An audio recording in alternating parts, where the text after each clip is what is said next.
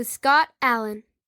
Hello, I am your host, Scott Allen, and this is Phronesis, Practical Wisdom for Leaders. If the topic is leadership, I'm in. I've spent more than 20 years in the field teaching, learning, writing, and questioning. When I'm not working on Phronesis, I travel, delivering keynotes, working with individuals and teams, and helping people from organizations across industries become better leaders. Want to learn more? Visit me at scottjallen.net. Phronesis offers a smart, fast-paced discussion about all things leadership. We explore relevant topics and incorporate practical tips to help you make a difference in how you lead and live. Listen Notes lists Phronesis in the top 3% of podcasts worldwide. Phronesis is the official podcast of the International Leadership Association. ILA brings together those who teach, study, and develop leadership, advancing leadership knowledge and practice for a better world. Learn more at ila-net.org. Finally, if you enjoy Phronesis, please subscribe to stay current on our weekly episodes. If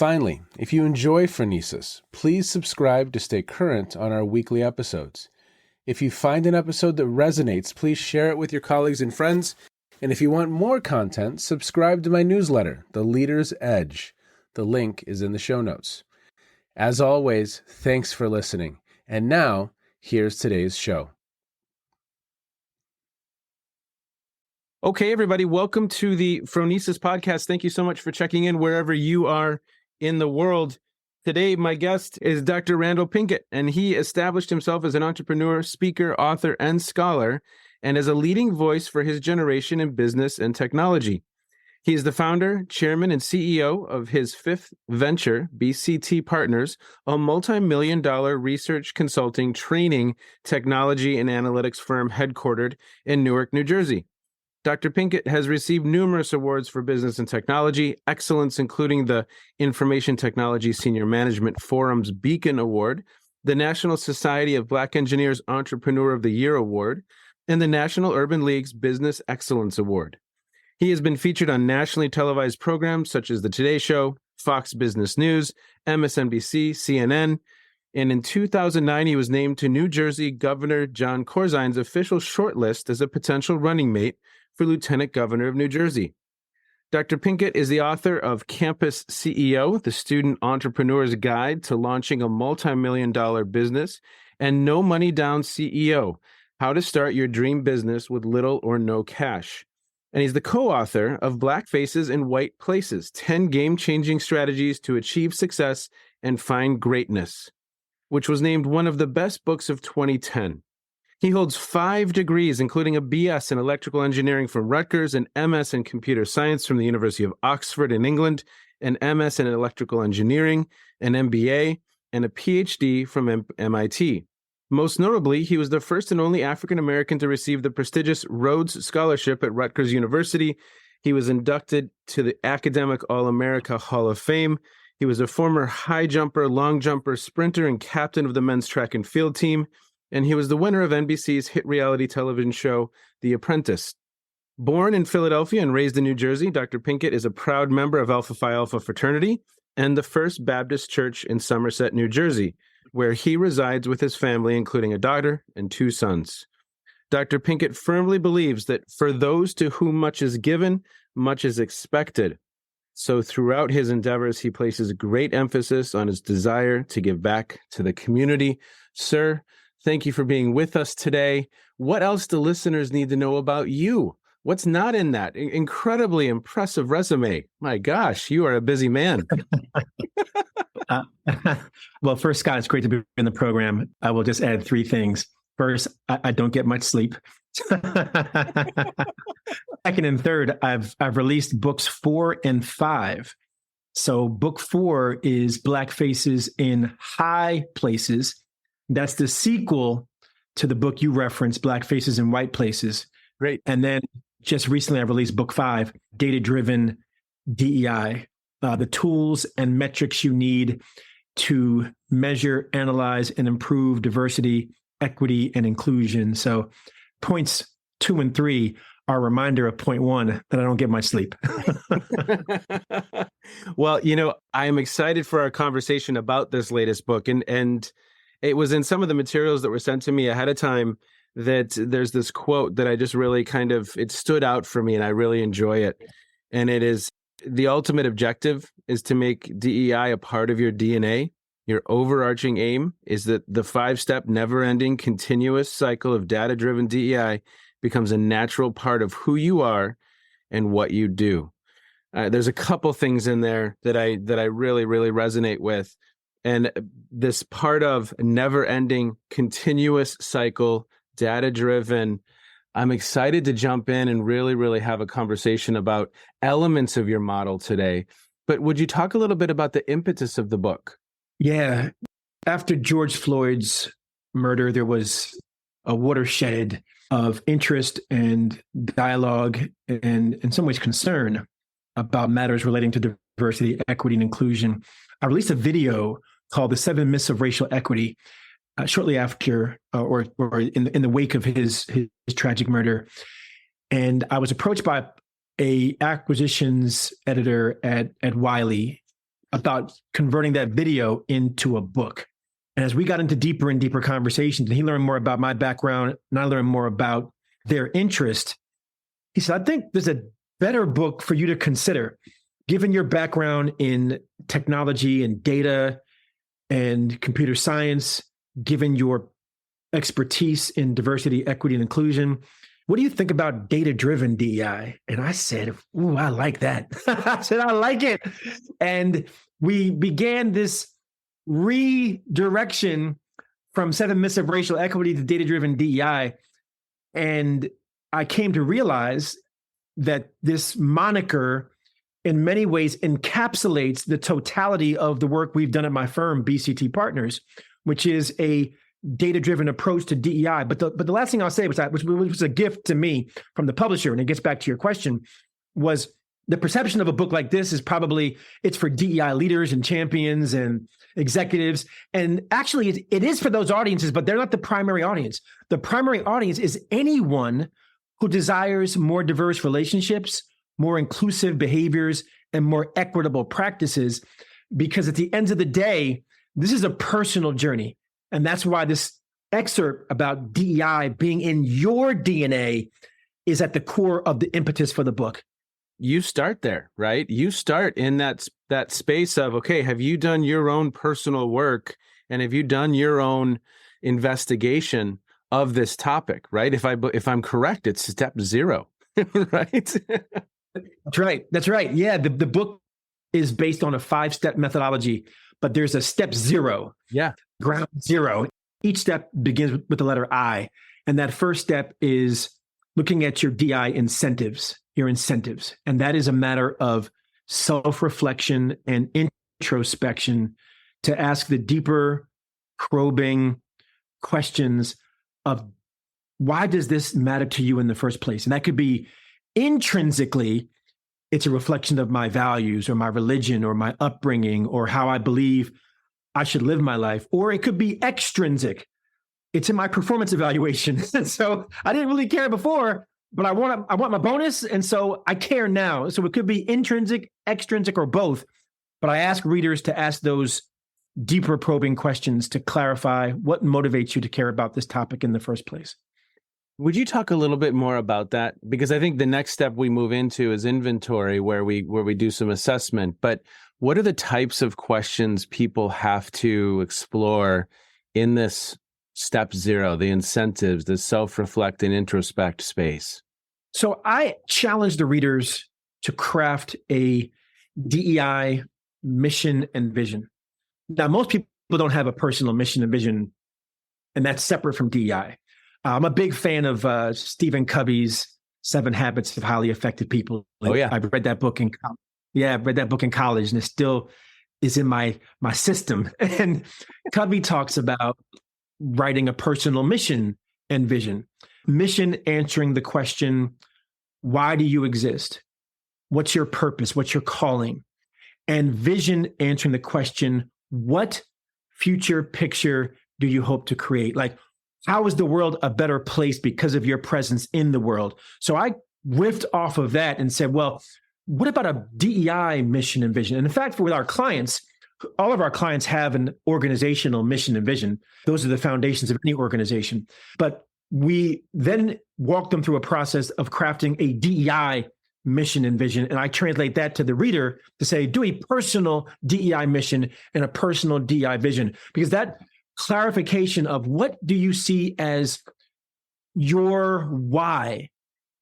What is the calling or the mission or the purpose that you see yourself from a diversity, equity, and inclusion perspective? And then even more interestingly, how do you see the world being a better place relative to diversity, equity, and inclusion because of whatever efforts you may undertake from the book? So those are the two core fundamental questions.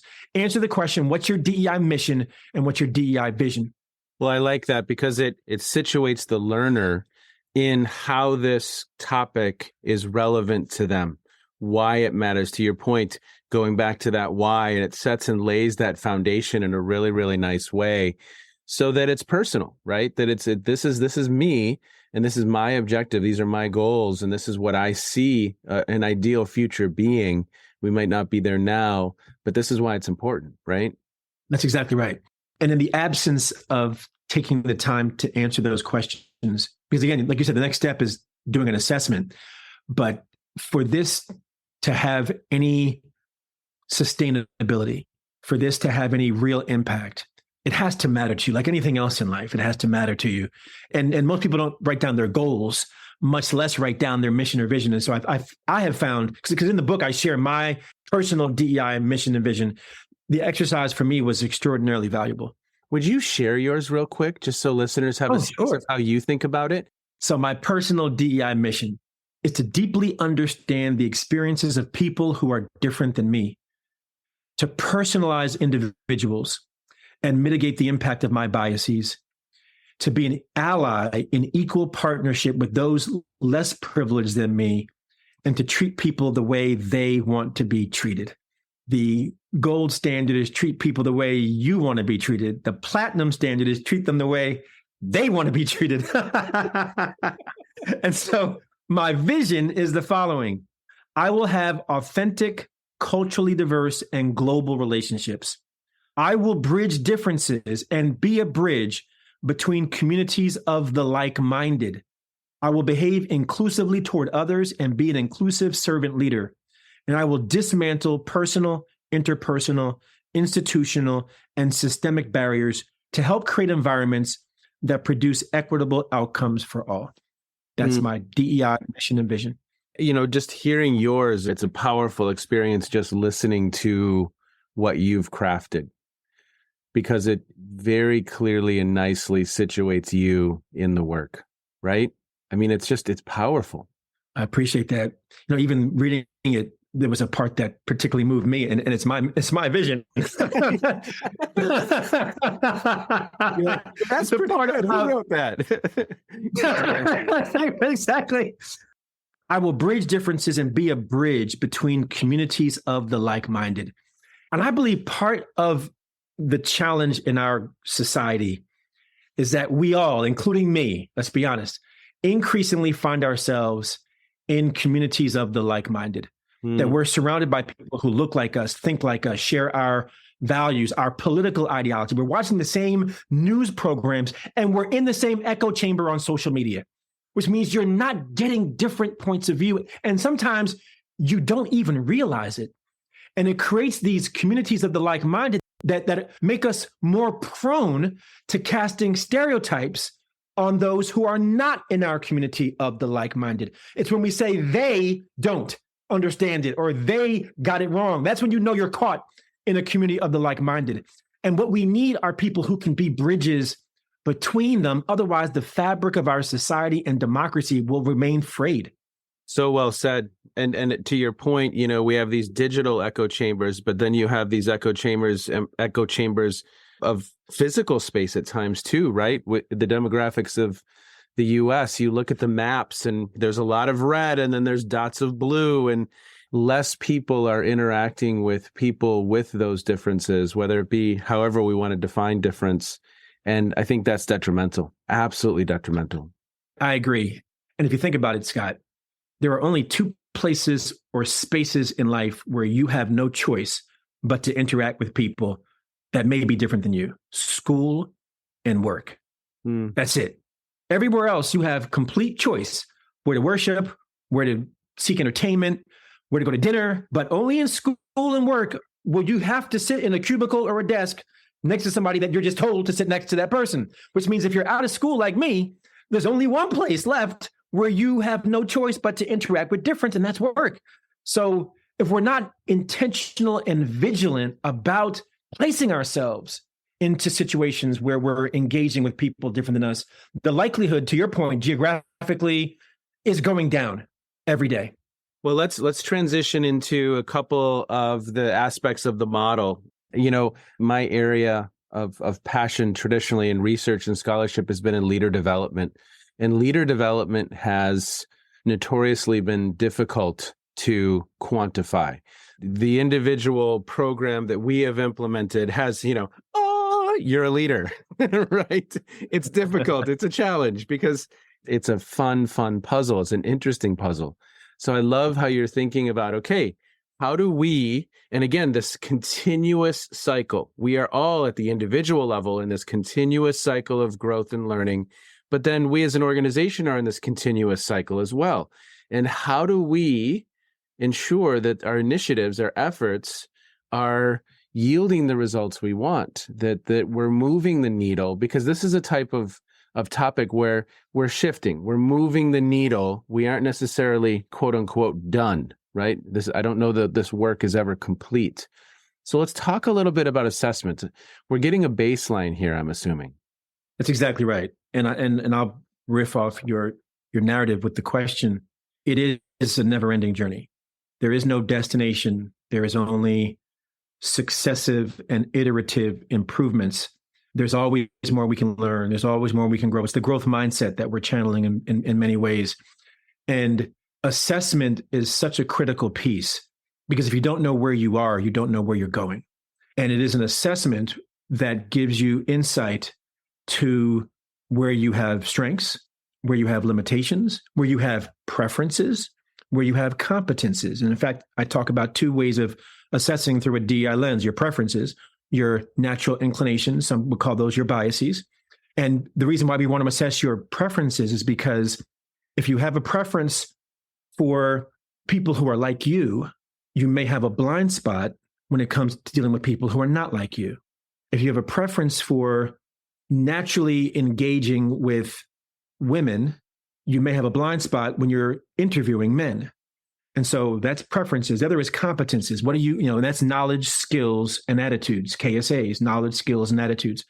You want to assess your competences because the goal for a preference is to mitigate your bias, mitigate your blind spot. The goal for a competence is to build the competence. And so are you looking to behave more inclusively? That's a competence. Are you looking to bridge and navigate differences? That's a competence. Are you looking to be a better leader, which you referenced a moment ago, Scott? That's a competence. And we can break down the subcomponents. We can assess you. And now you know where you are, which can then focus you on enhancing your strengths. And more importantly, also addressing areas that may be areas of limitation or areas of preference that you can now grow as a person. Yeah. So we have this profile and baseline that we have. Now move us into this step 2, which is imperatives, where in this space, we're kind of determining priorities, DEI objectives and goals. And now I imagine you're thinking of this at the organizational level, but maybe it's in the team level, maybe it's at an individual level. Do you see this as something that is multi-level, so to speak? I mean, conceptually, for sure. Have you written about it in that way? Yes. This book follows 2 tracks, a personal track and an organizational track. The personal track walks the person through their own journey of data-driven DEI, and the organizational track is the same for a company, a nonprofit, a foundation, government agency, et cetera. And again, each step begins with the letter I. We've walked through DEI incentives, then DEI inventory, and now we're at DEI imperatives. What are the things that matter that you want to accomplish? And I use a model, OGSM, objectives, goals, strategies, and measures. So for this step, it's just the OG, and that's not to be colloquial. It's just the OG, the objectives and the goals. Objectives are a qualitative articulation of what you want to accomplish. I want to be a more inclusive leader. Just plain talk. What do you want to do? The goal is, how are you going to measure yourself against that objective? Yep. So if it is, I want to be a more inclusive leader, then I might take as my inventory the intrinsic inclusion inventory, the I3. The intrinsic inclusion inventory measures me on inclusive behaviors and will baseline me from my prior step. Now, if my goal is more inclusive behaviors as a leader, now I'm going to say, I'm going to increase my intrinsic inclusion inventory score by 10%. Or I'm going to go from level 3 to level 4. We'll come back later to what am I going to do to accomplish that. But if I quantify the objective with a goal, I know what my target is. And that's a data-driven approach. Nice. Say more about this space. Say more about kind of this element where we are really focusing on, outlining those imperatives. This OGSM model, I love it because it brings the best of both worlds of qualitative and quantitative. The objective is the plain talk for those who appreciate words. The goal is for those who appreciate numbers, who want to measure and make certain they know where they're going. So from an organizational perspective, it could be we want to create a more inclusive culture where people want to experience the culture and the climate positively. The predecessor of that was employee engagement surveys, where people wanted employees to feel engaged. Well, now the gold standard is not employee engagement, it's inclusion and belonging. People feeling like they are included and they belong. And I can measure inclusion. At BCT, we have our own instrument called the DEI Workforce and Workplace Assessment. Lots of other firms and organizations have. And the book lays out no less than 25, if not 30 different instruments that you can find. Some are freely available that can measure your culture and climate. 30, 40, 50 questions you ask your employees. Do I feel like I belong? Do I feel like I'm honored? Do I feel like my voice is heard? And I can then do interviews and focus groups to hear from people firsthand, because qualitative data is also data. People often assume surveys are the only form of data. I can do an interview or a focus group, gather that information, I can analyze it, and now I can again establish an objective, a more inclusive culture, and a goal. If I have an inclusive culture survey, I can produce an index. Say my index is 0 to 100, and I score out at 55. I want to move from a 55 to a 75 in the next year, which means I've improved on my inclusive culture. That's, again, a way of establishing an objective and a goal. That's the OG. Yep. Well, and I love how you're framing the quantitative and the qualitative, because I think that mixed methodology, right, will help us see a more holistic picture versus what one or the other would potentially produce. And so I love how you're thinking about that. So we move on to 3, which is insights. Identify what works. I'm excited to hear about this. What works? Yeah. Step 3 is one of my favorite steps.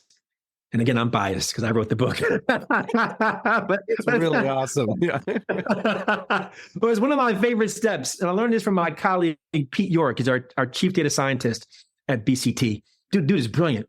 And DEI Insight says, before you decide what you're going to do to accomplish your objective, like what strategies will you pursue, rather than jumping right to, I'm going to go to a course, or I'm going to read a book, or I'm going to watch a video, pause for a moment and ask the question, what's worked for somebody else?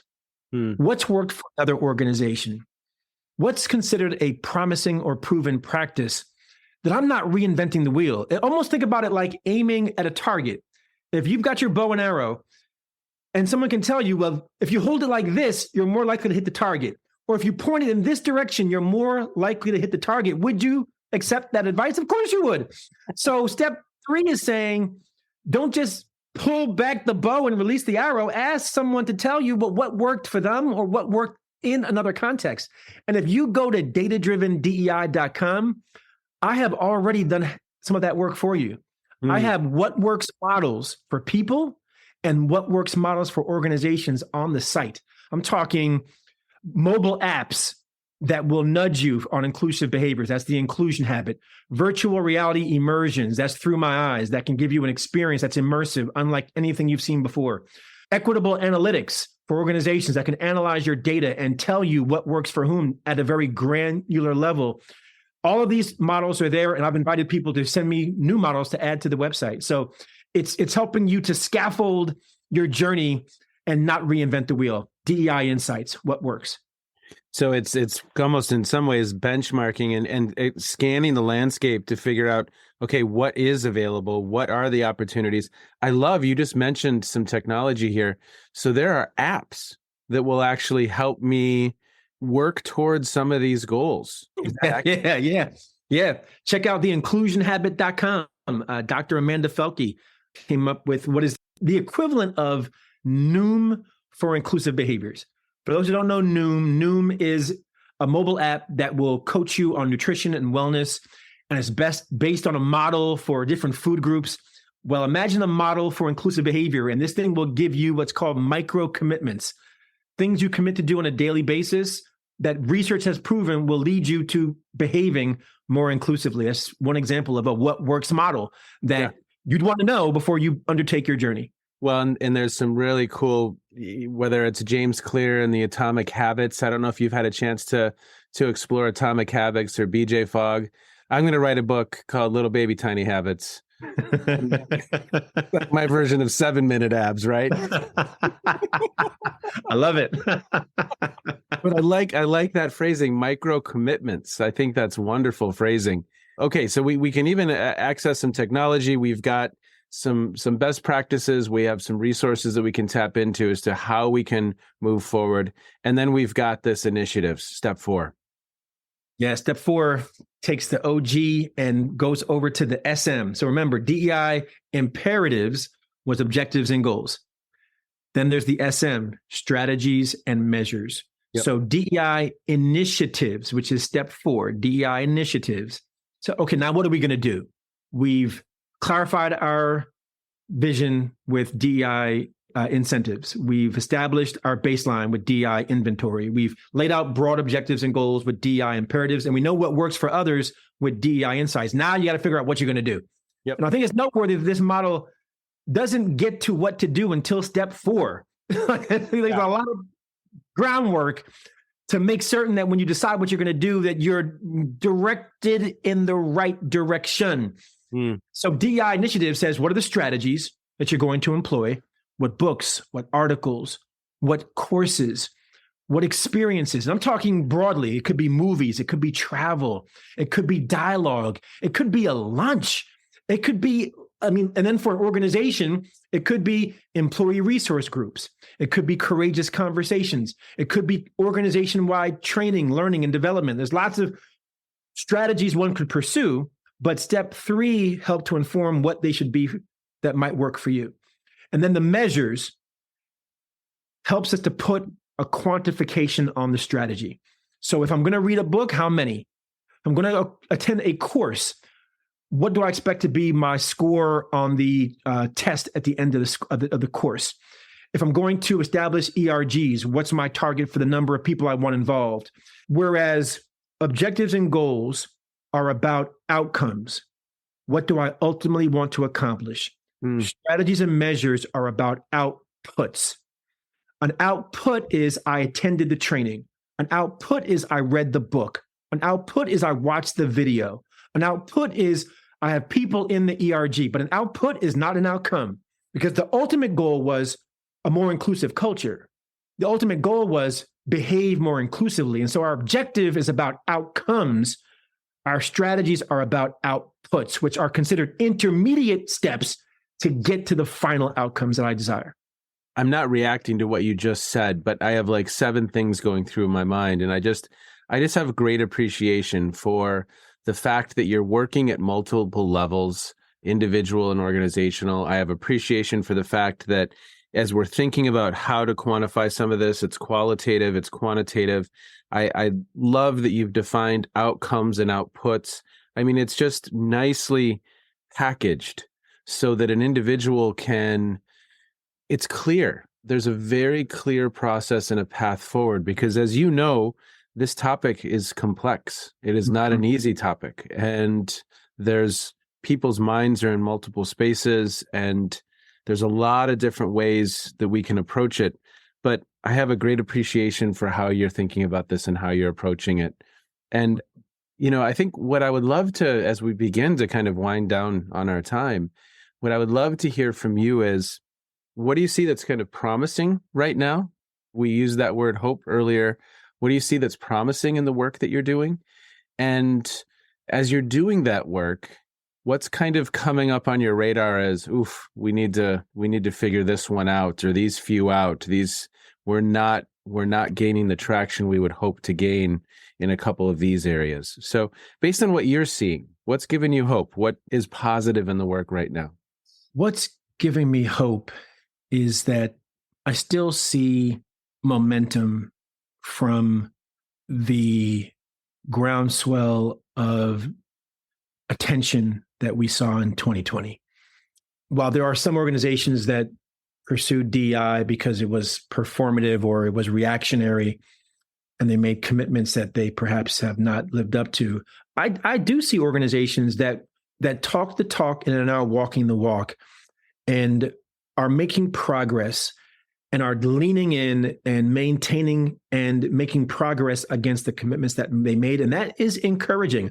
I think the rap has been that all these commitments were empty. And that's just not been my experience that they were empty commitments. There were some that were, but there were many that are and continue to be sustained.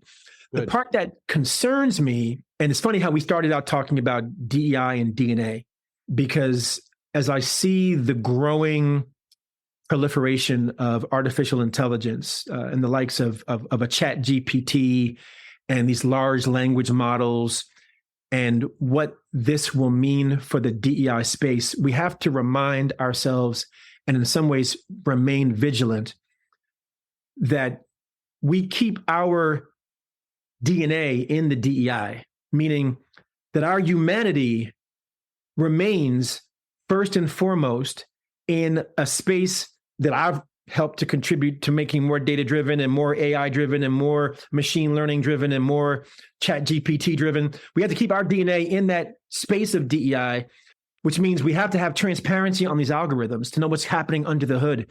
We have to be more interrogating to make sure that the data that they're trained on itself is representative and is itself diverse. So that when it's offering up recommendations and producing insights, that they're not narrowly defined or narrowly construed because the data set itself was narrowly constructed. So we have to make sure humanity leads the way and that the machines follow us. We don't follow the machines.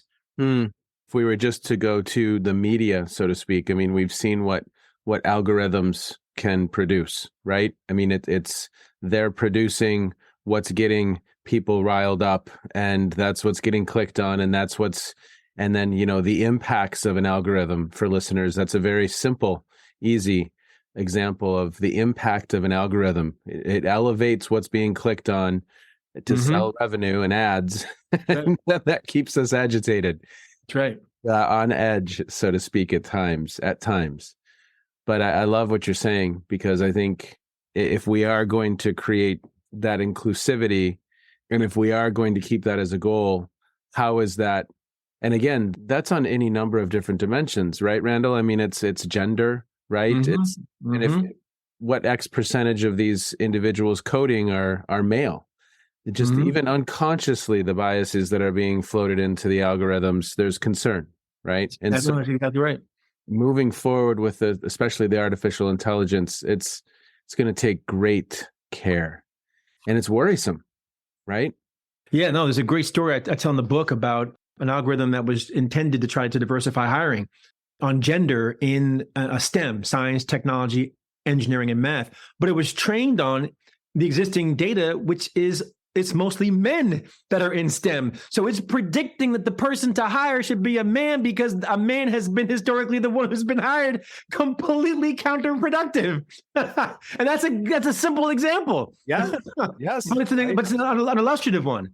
Well, if you've watched, The Social Dilemma, or yes, there's another one on HBO now called 15 Minutes of Shame. And it's about kind of individuals who, again, but in that instance, they just do a really nice job of talking about how the algorithms work and what they elevate. But in Social Dilemma, just the conversations around the like button and some of the ramifications of the like button, right?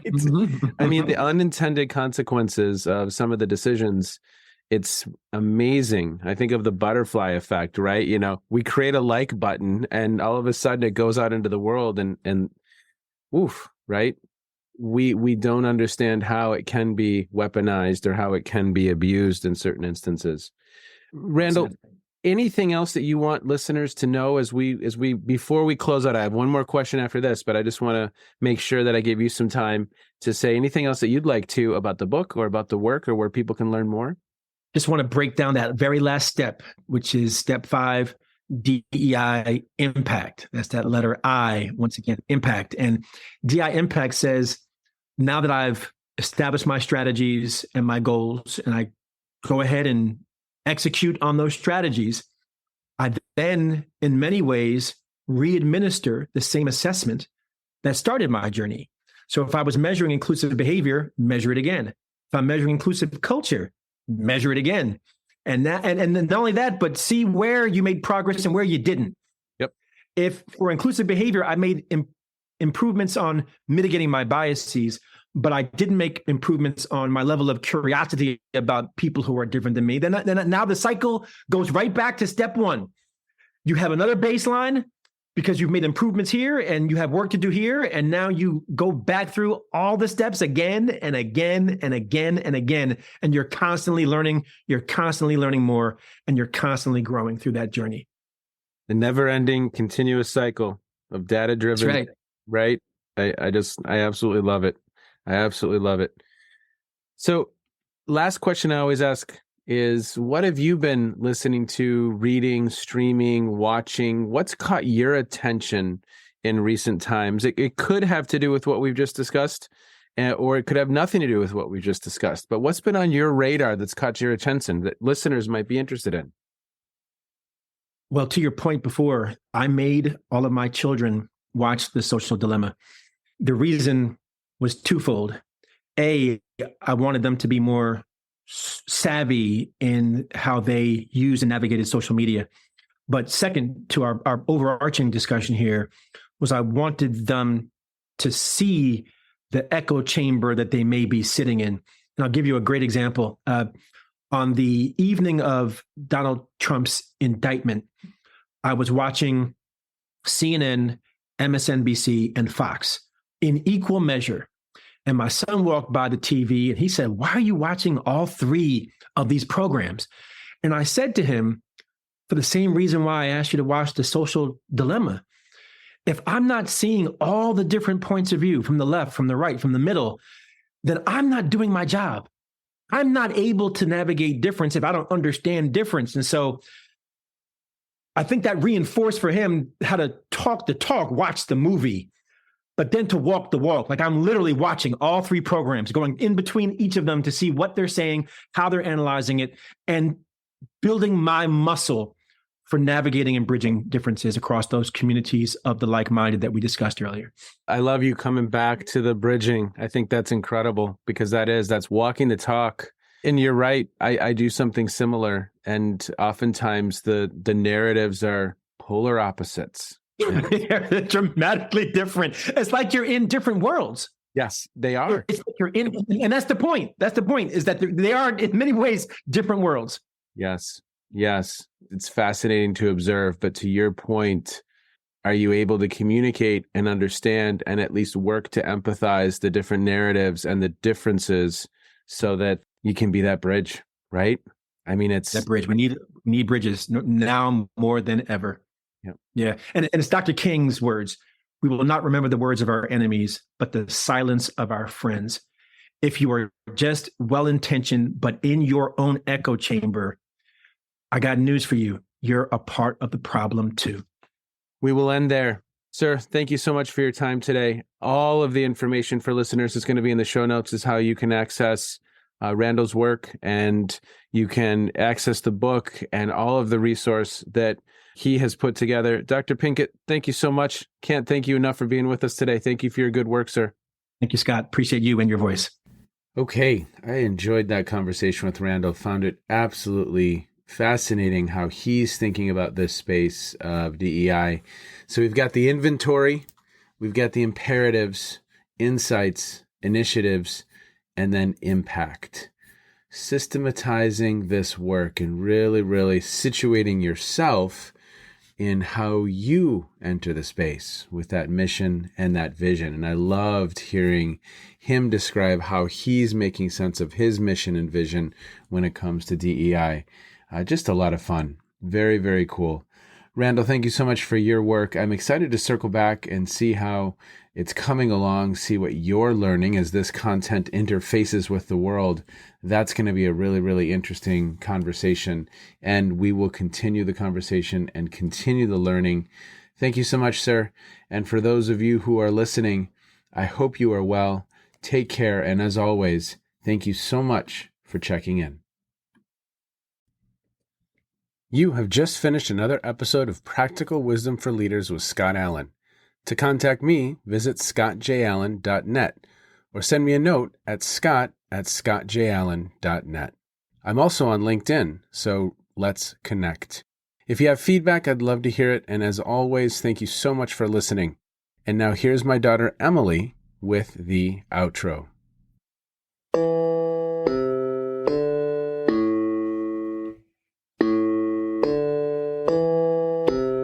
You've been listening to Phronesis, Practical Wisdom with Scott Allen.